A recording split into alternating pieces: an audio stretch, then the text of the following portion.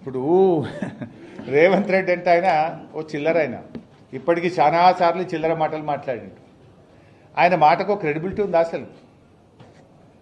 4 పార్టీలు మారినోడు, రోజుకు 4 అబద్ధాలు మాట్లాడేటోడు, 400 అబద్ధపు హామీలు ఇచ్చి అడ్డదారిలో అధికారం ఎక్కినోడు, 15 ఆగస్టు కల్లా రుణమాఫీ చేస్తానని దేవుని మీద ఒట్టుబెట్టి మాట తప్పినోడు, సిద్దిపేటకు వచ్చి ఆయిల్ పంప్ ఫ్యాక్టరీ ఇనాగ్రేషన్ సందర్భంగా 45 రోజుల్లో 9,000 కోట్లు రైతుల అకౌంట్లలో రైతు బంధు డబ్బులేస్తా అని మాట తప్పిన ఈ రేవంత్ రెడ్డి మాటలకు విలువ ఉన్నదా?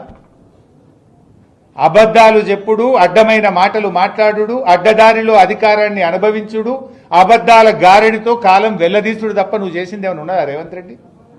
దేవుని మీద ఒట్టుబెట్టి, కనబడ్డ దేవుని మీద ఒట్టుబెట్టి రుణమాఫీ ఎగబెట్టింది నువ్వు కాదా? సిద్దిపేటకు వచ్చి 45 రోజుల్లో రైతు బంద్ వేస్తా అని 65 రోజులైనా రైతు బంద్ ఎగబెట్టింది నువ్వు కాదా?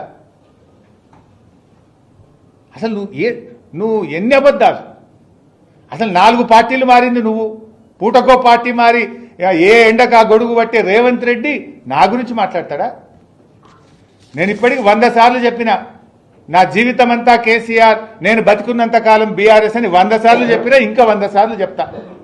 నువ్వేంది చిల్లరోడివి? నువ్వు అసలు నీకు నా గురించి మాట్లాడే నైతికత తక్కువ ఉందా? ఇందాకే అన్న కదా, గురువింద గింజ తన కింద నలుపు తెలియదు అన్నట్టు పార్టీలు మారిన రేవంత్ రెడ్డి ఒకే పార్టీ జీవితం అంతా, పుట్టుక బీఆర్ఎస్ లోనే, చావు బీఆర్ఎస్ లోనే అని గతంలో చెప్పినా మళ్ళీ చెప్తున్నా. కొత్తగా చెప్పేదేముంది?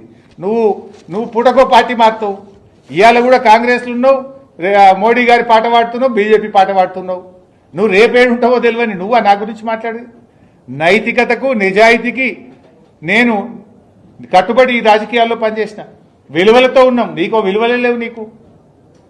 అసలు నీ ఇంటి పేరు మార్చుకో, యనుమల రేవంత్ రెడ్డి కాదు, అబద్ధాల రేవంత్ రెడ్డివి నువ్వు.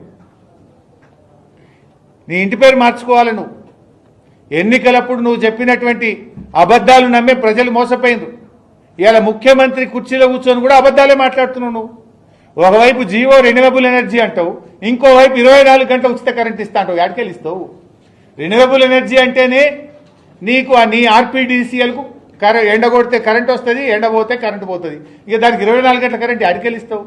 పచ్చి అబద్ధాలు మాట్లాడుతావు రేవంత్ రెడ్డి, చిల్లర